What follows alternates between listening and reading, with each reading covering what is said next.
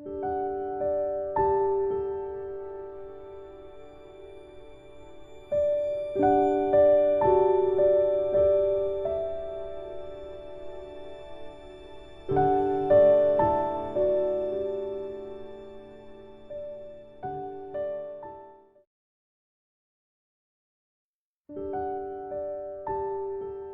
pernah nggak lagi santai, lagi rebahan, kemudian buka Instagram, terus lihat snapgram, lihat status orang-orang yang lagi jalan-jalan, lagi asik ngumpul sama teman-temannya, ya, lagi liburan dan lain sebagainya, dan kalian pengen banget kayak dia, pengen banget ngelakuin apa yang orang lain lakuin.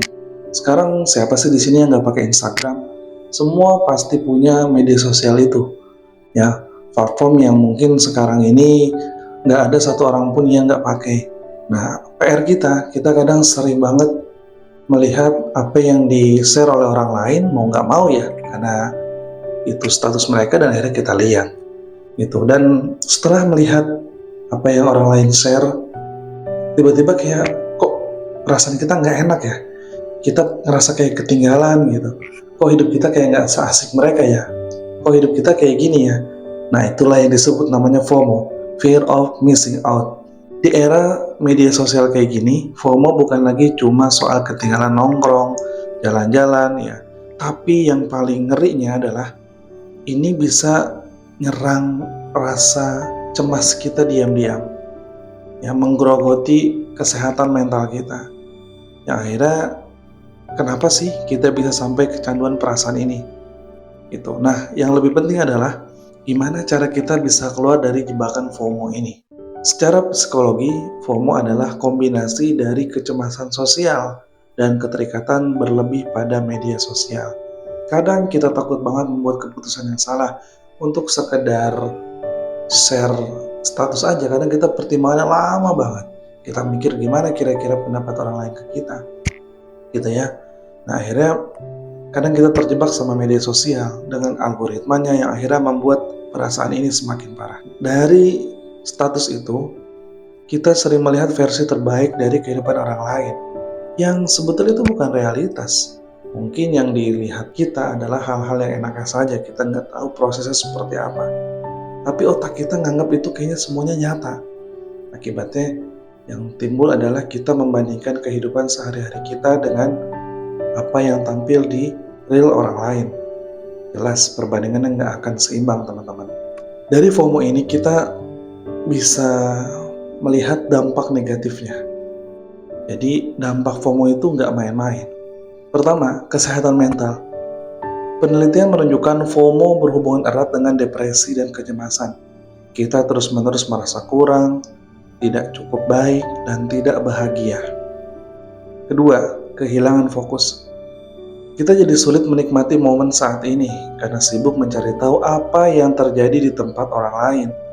Lagi makan bareng, malah sibuk cek HP. Lagi liburan, malah mikirin angle foto yang bagus buat diunggah.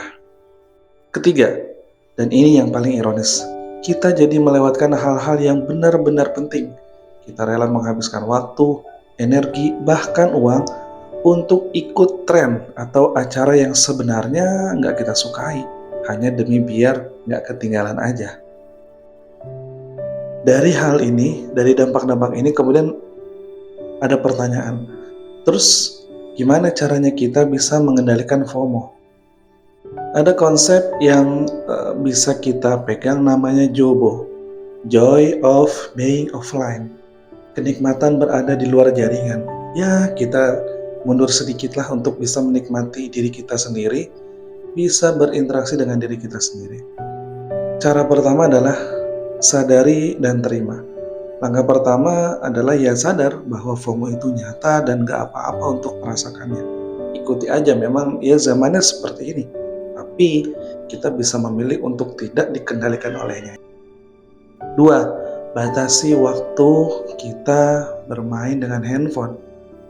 Jadi kita harus atur nih waktu khusus untuk mengecek media sosial dan pakai fitur screen time di HP kalian. Jadi nggak mesti melulu lihat ya media sosial ya, mungkin teman-teman bisa ke YouTube atau yang lainnya, atau melakukan hal-hal yang lain, aktivitas yang bisa kalian lakukan di luar ngecek-ngecek sosial media.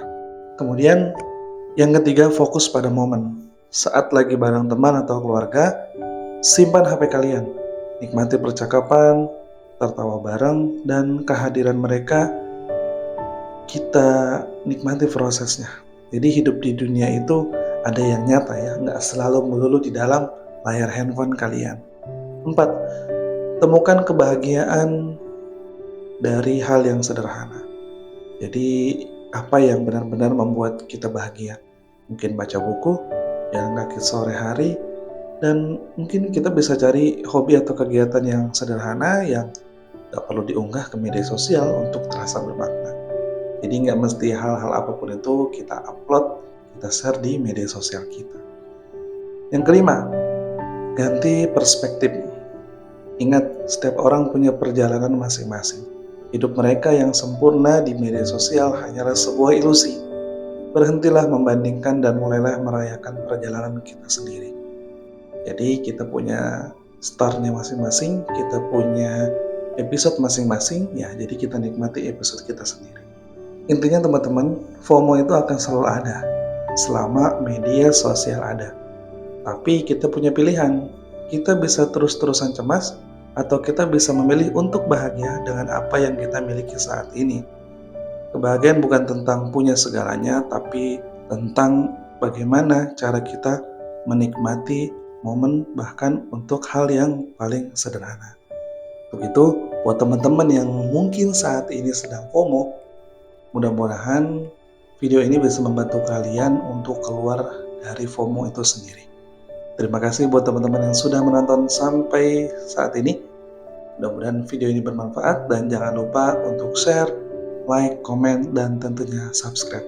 Sampai berjumpa di video selanjutnya. Terima kasih.